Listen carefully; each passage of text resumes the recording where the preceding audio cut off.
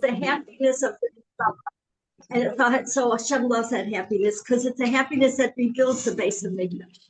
When we're together with Ahava and we love each other and feel close and learn Torah, so it's a good happiness. Yeah, sure. And Bill, tomorrow. No, it's over, Oma. Finished. So this is something very close to my heart that I want to share with you. And when I learned it this year, I read this. Dova, thank you, Dova, lent me the Sefer by Rabbi Aaron. What's his name? David Aaron, thank you, from Israelite. Oh, Rabbi Aaron. Aaron, so it changed my whole view of Tisha B'Av and the Geula, and I hope it will change yours. We have a short 10 minutes to do it, so let's have so we'll talk fast. Anyway, each Tisha B'Av, we don't do certain things because we mourn over the base of Mikdash. We don't sit on a chair. We don't wear leather, right? And the hardest thing, he says, this is from Rabbi Aaron, he says we don't say hello to each other. He said that's the most difficult thing, yet it's the most meaningful.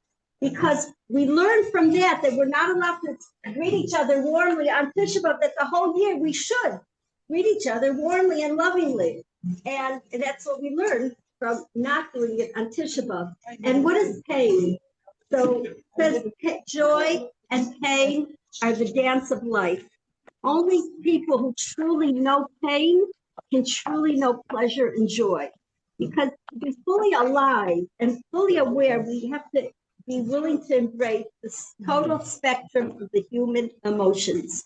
Not just la happiness, because then we're ignoring the depth of what Hashem is sending us signals. Why does he send us pain? The main pain, he goes on to say, is that we're not close to Hashem, and we're not close to, and we don't feel his presence inside of me, inside of each other. And so we feel empty.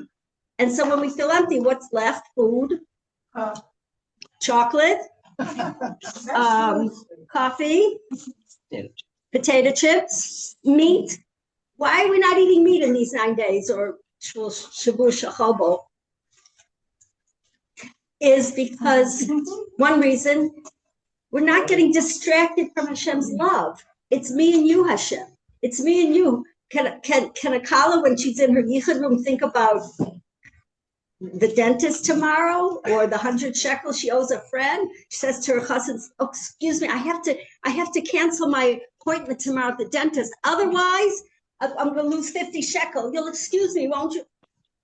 Please, she's in the yichud room with her husband. So Hashem wants us so close to him, like the love of he's the love of a husband to a wife, a father to a child.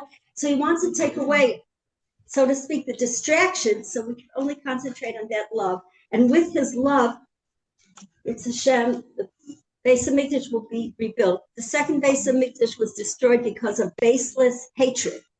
We didn't like each other. We didn't even like ourselves, or more so, we didn't like ourselves. Let's start by loving ourselves, and then loving each other, and then feeling Hashem's love for us, because he loves us very, very much. His crying, when Miriam says, pour out your heart like water, shivchi kamayim libech. Water, pouring out your heart like water means cry before Hashem. Tears are salty. They don't quench our thirst. They make us more thirsty. But when it's a pure tears, these tears actually satiate us like fresh water. Crying from the heart satiates us. Gives us a feeling of wholeness and closeness to Hashem and to ourselves. And tears are a gift. Some people here have the gift so much that they say, okay, enough. And some people don't have it enough. They say more and more. Well, I'm from the second set. So if you have too many tears, share them with me. And they should be tears of joy, the rebuilding of the base of Mikdash soon, the Meher B'Yameinu Amen. And so on Tisha B'Av, we're not mourning the building. We're mourning that Hashem is a living sanctuary. Remember, he says, Asuli Mikdash, Shachanti Besocham, make for me a base of Mikdash, Mishkan, and I will dwell, let's say in it. He says, in them. Wait a minute, in them, it's one building. In it, singular. In them meaning in heart, all of us. He dwells in our hearts. because sanctuary, the Mishkan, is inside of each and every one of us. When we realize that the Mishkan is in each of you, in each of us, we look at each other, and what do we see? We see Hashem, we see a neshama, we see a Mishkan. And so we're certainly going to say hello and embrace them and give such a warm greeting, not on Tisha B'Av and the rest of the year, that it's going to bring out in them their neshama. Wow, I must be something special. I must be something holy. Wow. And it will bring out the good in each of us. I had the zechus to be close to a rabbi in Yerushalayim who passed away 20 years ago. His name was Rabbi Michael Dorfman. Every time I was through speaking with him, I felt like a new person and like a good person. I felt special. I felt holy even, because he brought out that little, dot inside of me, and he made it big and he made it light. So if we could do that with a smile, we could do that with Avas Chinam, we're on our way to rebuilding the Beis HaMikdash. It's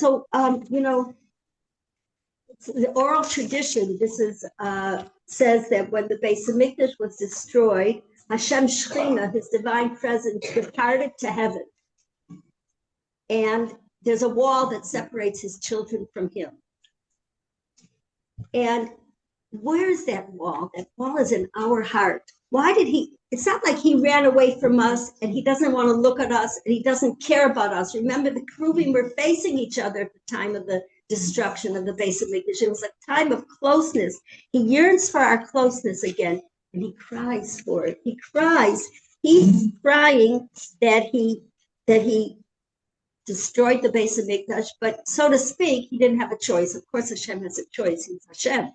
But when we weren't feeling his closeness, so what's the sanctuary? What's the edifice? It's stones, it's walls. He wants us to feel him and to be close to him. Then we'll be able to feel true joy. We'll be able to bring back what we once had, the Beis HaMikdash. And so he said to the angel, I will go into my inner chamber and I will cry there. So Rabbi Aaron had a student, college students. His name was Tom. He was a child of Holocaust survivors, and he was angry at Hashem. And when the speech, the talk on Tisha B'Av was how much Hashem cries and yearns and misses us, he says, I'm no longer angry at Hashem. I'm going to cry with him. If we really knew how much Hashem is still crying, there'd be a lot of more towns. We would be joining him in crying for what we don't have, for that closeness and for that relationship. And Rabbi Shapiro says the angels, the malachim, knew that if Hashem's tears were revealed to the world, we wouldn't be able to bear the pain. We wouldn't be able to bear his sadness, so to speak. And so his lack of intervention is not a sign of insensitive abandonment. It's the opposite. It's a sign of compassion. He loves us so much.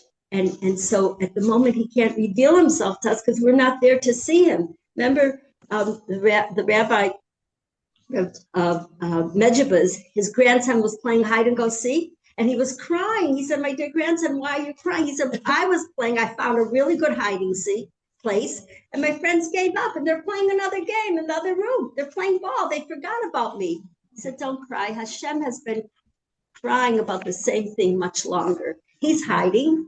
And we forgot it. We're playing. We're having a great life. We're playing life. We forgot about him. He wants us to look at him. And when we do that, when we connect to Hashem, we will have our inner, individual, personal Beis HaMikdash, and then together we'll bring the Holy Temple back.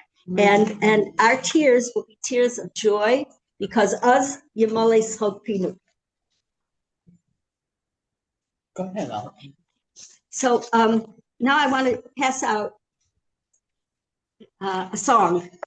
And if you could each take one, please, and pass it down and teach you a